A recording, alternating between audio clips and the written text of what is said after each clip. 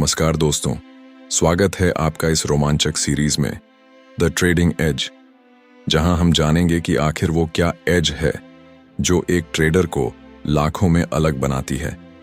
क्या चीज है जो किसी को मार्केट का उस्ताद बना देती है जबकि बाकी लोग हर दिन घाटे में डूबते जाते हैं।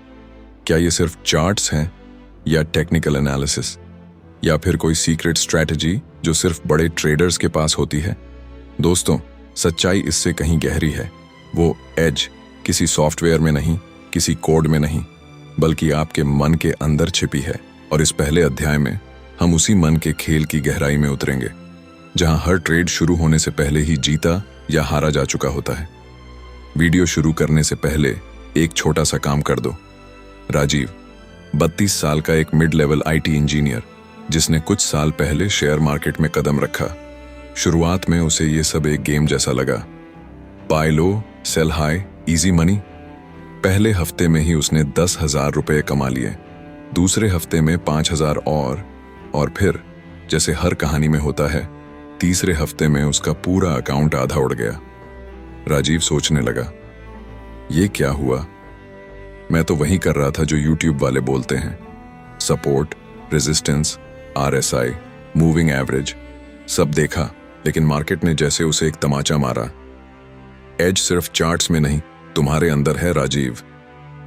बहुत से नए ट्रेडर्स सोचते हैं कि मार्केट उन्हें हराने पर तुला हुआ है, पर असल में मार्केट किसी के लिए कुछ नहीं चाहता। वो बस डेटा है, मूवमेंट है, और अगर आप उसे इमोशनली देखने लगें तो वही आपकी सबसे बड़ी हार की वजह बन जाती है। द ट्रेडिंग एज किताब का पहला संदेश बहुत साफ है। ट्रेडिंग एक मानसिक खेल है। जीतने के लिए आपको पहले अपने ही डर और लालच को हराना होगा। किताब में बताया गया है कि 95% ट्रेडर्स अपने ही मन के दो राक्षसों से हार जाते हैं, फियर और ग्रीड। फियर आपको ट्रेड लेने से रोकता है, ग्रीड आपको ट्रेड में फंसा देता है। राजीव ने यह खुद महसूस किया। एक दिन उसने देखा कि उसका स्टॉक ऊपर जा रहा है, लेकिन उसे डर था कि कहीं अभी बेच दिया तो और ऊपर ना चला जाए।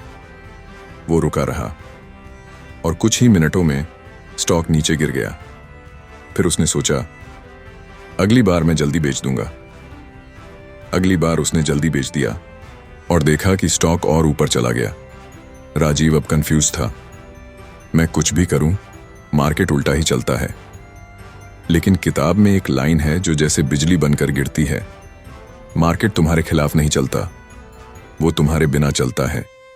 यानी जब तक आप अपने इमोशन से बाहर नहीं आएंगे, मार्केट आपको कभी नहीं समझ आएगा।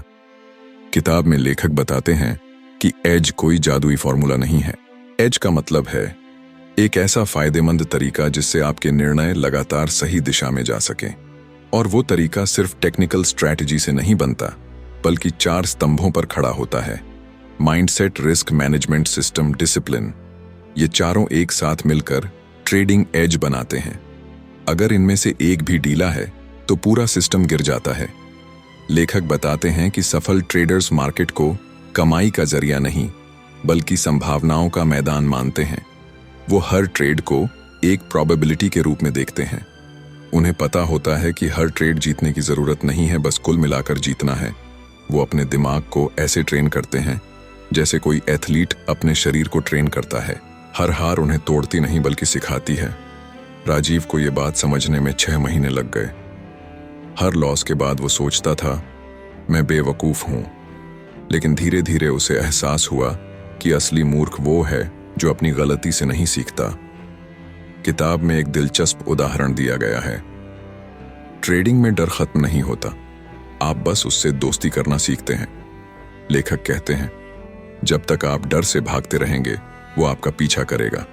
जब आप उसका सामना करते हैं, वो आपका गाइड बन जाता है। राजीव ने अब यह तय किया कि हर बार ट्रेड लेते वक्त वो अपने डर को नोट करेगा। कहाँ डर लगा, क्यों लगा, क्या वो डर वाजिब था या सिर्फ मन का भ्रम? धीरे धीरे उसके अंदर एक शांत आत्मविश्वास आने लगा। वो अब मार्केट के उतार चढ़ाव को भावनात्मक नहीं, बल्कि तर्क से देखने लगा। किताब में एक कहानी है द एज मोमेंट की। एक ट्रेडर जो सालों से घाटे में था, एक दिन अचानक सब समझ गया। वो दिन उसके लिए क्लिक मोमेंट था। जब उसे एहसास हुआ कि मार्केट को हराने की कोशिश छोड़ दो, बस खुद को हर दिन बेहतर बनाते रहो। वो दिन से उसकी हर चीज बदल गई। वो वही ट्रेड्स लेता था, वही चार्ट्स देखता था, लेकिन अब वो अपने मन को देख रहा था। और यही वो एज मोमेंट था जब वो ट्रेडर मार्केट के शोर से निकलकर अपने अंदर की आवाज सुनने लगा। लेखक कहते हैं, सफल ट्रेडिंग बोरिंग होती है, लेकिन वही बोर्डम आपको कंसिस्टेंट बनाता है। यानी अगर आपकी ट्रेडिंग में एक्साइटमेंट है तो शायद आप जुआ खेल रहे हैं। अगर वो काम, प्रिडिक्टेबल और एक प्रोसेस की तरह है तो आप एक ट्रेडर बन रहे हैं। राजीव अब रोज एक रूटीन फॉलो करता है। सुबह चार्ट एनालिसिस, फिर सीमित ट्रेड्स और रात में जर्नलिंग। वो हर दिन अपने इमोशंस को भी लिखता है। धीरे धीरे उसे महसूस हुआ कि ट्रेडिंग में एज का मतलब फायदा नहीं, बल्कि स्थिरता है। जो जितना स्थिर, उसका एज उतना गहरा। एक दिन राजीव ने एक बड़ा ट्रेड लिया। चार्ट्स क्लियर थे, ट्रेंड सही था, लेकिन अचानक न्यूज आई। मार्केट गिरने लगा। पहले जैसा वो घबरा जाता था वैसा नहीं हुआ। उसने काल्मली स्टॉप लॉस लगाया और अपनी स्क्रीन से हट गया। शाम को उसने देखा उसका लॉस बहुत छोटा था, लेकिन अगर उसने बिना स्टॉप लॉस पैनिक किया होता तो अकाउंट उड़ जाता। वो मुस्कुराया। अब समझ आया, यही है मेरा ट्रेडिंग एज। राजीव अब समझ चुका था कि माइंडसेट सबसे जरूरी है, लेकिन क्या सिर्फ माइंडसेट से ही सफलता मिलती है? अध्याय 2, risk, the shield of the trader. पिछले एपिसोड में हमने देखा कि राजीव ने ट्रेडिंग की असली सच्चाई को छूना शुरू कर दिया था। उसे एहसास हुआ कि एज सिर्फ दिमाग की एक अवस्था है, कोई स्ट्रैटेजी नहीं। लेकिन अब उसके सामने एक और बड़ा सवाल था। अगर माइंडसेट से जीत की शुरुआत होती है तो उसे बचाए रखता कौन है? उत्तर था रिस्क मैनेजमेंट। एक दिन राजीव ने देखा कि उसका एनालिसिस बिल्कुल सटीक बैठा। चार्ट वही कह रहा था जो वो सोच रहा था, ट्रेंड उसके पक्ष में था और सब कुछ परफेक्ट लग रहा था। उसने एक बड़ा ट्रेड लिया, पूरे पूंजी का 40% लगा दिया। स्टॉक ऊपर गया। राजीव के चेहरे पर मुस्कान आई। लेकिन कुछ घंटों में न्यूज आई, सरकार ने नए टैक्स नियम लागू कर दिए। मार्केट नीचे गिरा और राजीव का अकाउंट भी साथ में। वो शाम को बैठा, मॉनिटर बंद, सिर झुका हुआ। इतना अच्छा एनालिसिस था, फिर भी मैं हार गया। आखिर गलती कहां हुई? उसी रात उसने द ट्रेडिंग एज की किताब का दूसरा अध्याय खोला, risk, the shield of the trader. और यहीं से उसकी समझ की दूसरी परत खुलने लगी। किताब का पहला वाक्य ही जैसे झटका देता है। अगर आप मार्केट में जिंदा नहीं रहेंगे तो जीतने का कोई मतलब नहीं। लेखक समझाते हैं कि ज्यादातर ट्रेडर्स कमाई के पीछे भागते हैं, लेकिन असली खिलाड़ी सर्वाइवल के पीछे भागते हैं। राजीव को ये लाइन भीतर तक लगी, क्योंकि वो हर बार जीतने की कोशिश में सब कुछ दांव पर लगा देता था। लेकिन अब उसे एहसास हुआ, ट्रेडिंग युद्ध नहीं है जिसे जीतना है, ये एक यात्रा है जिसे टिकना है। कई लोग सोचते हैं कि रिस्क मतलब खतरा, लेकिन द ट्रेडिंग एज के लेखक कहते हैं, रिस्क आपका दुश्मन नहीं, आपका जीपीएस है। वही बताता है कि कहां मुड़ना है, कहां रुकना है। हर ट्रेड में जोखिम होता है, पर जब तक आप उसे नाप नहीं सकते, आप उस पर काबू नहीं पा सकते। राजीव ने एक नई आदत शुरू की। हर ट्रेड से पहले वो खुद से 3 सवाल पूछता था। अगर ये ट्रेड फेल हुआ तो मैं कितना खोने को तैयार हूं? क्या ये नुकसान मेरे लिए भावनात्मक रूप से झटका बनेगा? अगर मैं इसे 10 बार करूं तो क्या लंबी अवधि में फायदा हो सकता है? धीरे धीरे हर ट्रेड एक कैलकुलेटेड डिसीजन बन गया।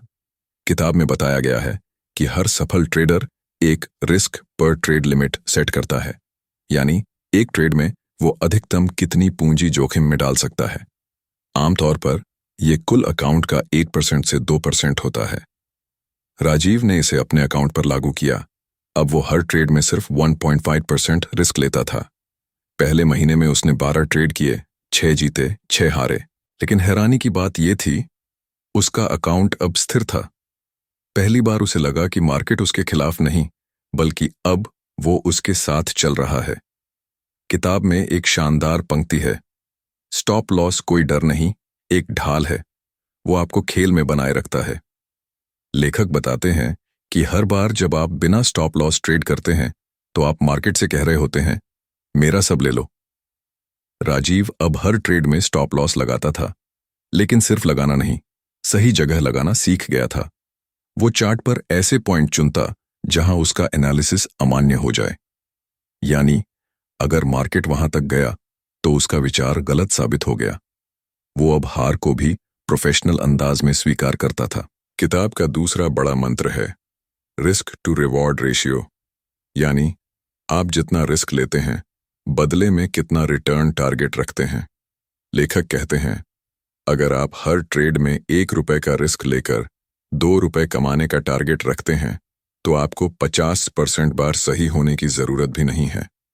राजीव ने इसे अपनी ट्रेडिंग डायरी में लिखा, हर ट्रेड में कम से कम 1.2 या 1.3 का रेशियो। अब वो मार्केट को भाग्य का खेल नहीं बल्कि संभावनाओं का खेल समझने लगा था। 3 महीने की स्थिरता के बाद राजीव का आत्मविश्वास बढ़ चुका था। उसका अकाउंट धीरे धीरे बढ़ रहा था। एक दिन उसे एक स्टॉक दिखा, चार्ट पर परफेक्ट ब्रेकआउट। हर जगह लोग वही नाम ले रहे थे, न्यूज़ चैनल भी बोल रहे थे यह स्टॉक रॉकेट बनेगा। राजीव के अंदर का पुराना लालची ट्रेडर जागा। उसने लिमिट तोड़ी।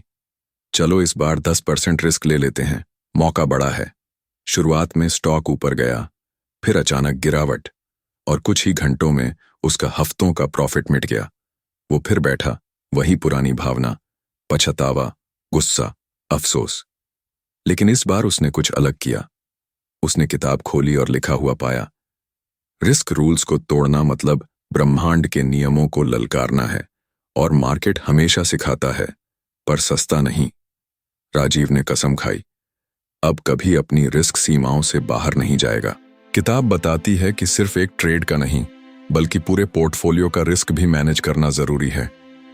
अगर आपके 5 स्टॉक एक ही सेक्टर में हैं, जैसे आईटी या बैंकिंग, तो आप एक ही बास्केट में अंडे रख रहे हैं। राजीव अब डाइवर्सिफिकेशन सीख रहा था। उसने अपने ट्रेड्स को अलग अलग सेक्टर और टाइम फ्रेम्स में बांटना शुरू किया। अब अगर एक सेक्टर गिरता भी तो बाकी उसे संभाल लेते। उसका अकाउंट अब वॉलेटाइल नहीं रहा, बल्कि बैलेंस्ड हो गया। किताब में एक दिलचस्प कॉन्सेप्ट आता है, सेफ्टी पैराडॉक्स। जितना आप सेफ रहना चाहते हैं उतना ही आप जोखिम में पड़ जाते हैं, क्योंकि जब आप लॉस से डरकर ट्रेड लेना बंद कर देते हैं या स्टॉप लॉस को बहुत छोटा रख देते हैं तो मार्केट आपको बार बार बाहर निकाल देता है। सच्ची सुरक्षा नो रिस्क में नहीं बल्कि कंट्रोल्ड रिस्क में होती है। राजीव अब समझ चुका था, मार्केट में जीतना नहीं, टिके रहना ही सबसे बड़ी जीत है। किताब कहती है, सबसे बड़ा रिस्क मार्केट नहीं, आपकी खुद की प्रतिक्रिया है। राजीव ने महसूस किया कि हर बार मार्केट उसके खिलाफ नहीं चलता, बल्कि उसकी भावनाएं उसके खिलाफ चलती हैं। वो अब हर ट्रेड से पहले 5 मिनट मेडिटेशन करता, एक गहरी सांस, और फिर केवल डेटा देखता, भावनाएं नहीं। धीरे धीरे उसका व्यवहार शांत होता गया। अब ट्रेडिंग उसके लिए भावनात्मक युद्ध नहीं बल्कि संख्याओं की कला बन चुकी थी। राजीव को लगा कि अब उसने सब समझ लिया है, माइंडसेट, रिस्क मैनेजमेंट। लेकिन जैसे हर कहानी में होता है, जब आप सोचते हैं कि अब सब कंट्रोल में है, वहीं से असली परीक्षा शुरू होती है। एक दिन मार्केट में ऐसा मोमेंट आया जिसने हर ट्रेडर की नींद उड़ा दी। एक अचानक ग्लोबल इवेंट, मार्केट 10% गिरा एक ही दिन में। राजीव के सारे स्टॉप लॉस हिट हो गए। उस रात वो स्क्रीन के सामने बैठा था।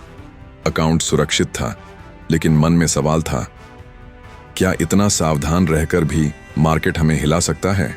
अध्याय 3, system, the invisible engine. System, वो इंजन जो ट्रेडर को आगे बढ़ाता है। राजीव अब पहले से ज्यादा शांत, सोच विचार करने वाला ट्रेडर बन चुका था। वो अब डर और लालच से नहीं, बल्कि तर्क और अनुशासन से फैसले लेता था। लेकिन फिर भी कुछ तो कमी थी।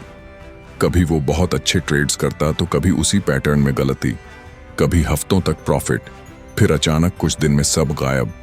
उसे समझ नहीं आ रहा था कि कहाँ गड़बड़ है। और तभी उसने किताब का 3रा अध्याय खोला, system, the invisible engine.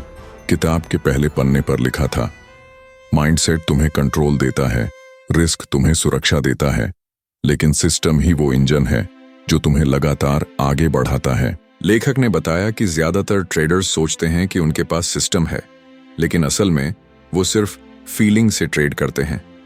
Rajiv भी यही करता था।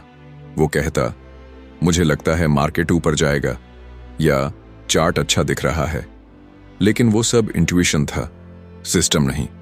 किताब में सिस्टम की परिभाषा बड़ी सटीक दी गई है। सिस्टम एक ऐसा दोहराने योग्य तरीका है जो समय के साथ लगातार परिणाम देता है, चाहे आपकी भावनाएं कुछ भी कहें। मतलब, अगर आप एक जैसी स्थिति में बार बार एक जैसा कदम उठाते हैं और उसका स्टैटिस्टिकल एज पॉजिटिव है, तो वही आपका ट्रेडिंग सिस्टम है। राजीव को यह बात बिजली की तरह लगी। तो इसका मतलब है कंसिस्टेंसी सिर्फ माइंडसेट से नहीं, मेथड से भी आती है। लेखक ने सिस्टम के 4 स्तंभ बताए। सेटअप, कब ट्रेड करना है, ट्रिगर, कब एंट्री करनी है, स्टॉप, कब बाहर निकलना है, रिव्यू, क्या सीखा। राजीव ने नोटबुक में ये 4 शब्द लिखे और तय किया कि अब वो हर ट्रेड को इन्हीं 4 फिल्टरों से गुजारेगा। किताब में कहा गया है, हर दिन ट्रेड करना जरूरी नहीं, सही दिन ट्रेड करना जरूरी है। राजीव पहले हर मूव पर कूद जाता था, लेकिन अब उसने सेटअप समझा। वो चार्ट्स पर बस वही पैटर्न ढूंढने लगा जो उसके सिस्टम में फिट बैठते थे। वो खुद से पूछता, क्या मार्केट ट्रेंडिंग है या रेंज में? क्या वॉल्यूम मेरे साथ है? क्या कोई न्यूज़ इसको प्रभावित कर सकती है? धीरे धीरे वो एक शिकारी की तरह धैर्यवान हो गया, जो तभी हमला करता है जब शिकार बिल्कुल सामने हो। किताब कहती है, सेटअप बिना ट्रिगर के वैसा ही है जैसे तीर बिना धनुष के। ट्रिगर वो सटीक पल होता है जब आपको एंट्री लेनी चाहिए। ये हो सकता है किसी price action signal, indicator crossover या वॉल्यूम ब्रेकआउट से तय हो। राजीव ने अपने लिए एक सरल ट्रिगर बनाया। जब भी किसी स्टॉक का प्राइस 20 EMA के ऊपर क्लोज करे और RSI 50 से ऊपर हो, वो ट्रेड में प्रवेश करेगा। अब उसके पास नियम थे, कोई अनुमान नहीं, कोई भावनात्मक निर्णय नहीं। किताब फिर से याद दिलाती है, एक अच्छा सिस्टम आपको बताता है कि कहां रुकना है, वरना आप वहीं रुकते हैं जहां दर्द ज्यादा होता है।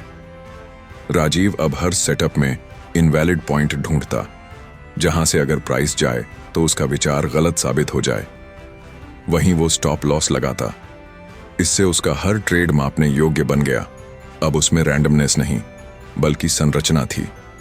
किताब में एक गहरी बात कही गई है, सिस्टम पत्थर पर लिखा नियम नहीं, एक जीवित प्राणी है, उसे अनुभव से इवॉल्व होना चाहिए। राजीव अब हर हफ्ते अपने सारे ट्रेड्स का रिव्यू करता। वो देखता कि कौन से पैटर्न काम कर रहे हैं, कौन से नहीं। धीरे धीरे उसने अपने सिस्टम में छोटे बदलाव किए। वो अब किसी गुरु की सलाह नहीं, बल्कि अपने डेटा पर भरोसा करता था। एक दिन उसने सोचा, अब तो सिस्टम बन गया है, चलो इसे टेस्ट करते हैं। उसने अगले 3 महीने सिर्फ अपने नियमों पर चलकर ट्रेड किया। कोई अंदाजा नहीं, कोई गट फीलिंग नहीं। पहले महीने हल्का प्रॉफिट, दूसरे महीने कुछ नुकसान, तीसरे महीने बड़ा उछाल।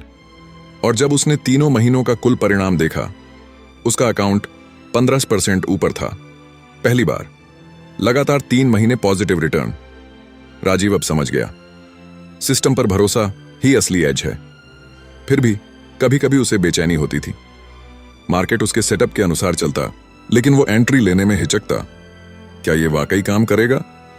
किताब कहती है, हर सिस्टम तभी काम करता है जब आप उसे पूरे भरोसे से चलाएं। आधे भरोसे से लिया गया ट्रेड आधे परिणाम ही देता है। राजीव ने समझा कि सिस्टम जितना टेक्निकल है, उतना ही मनोवैज्ञानिक भी।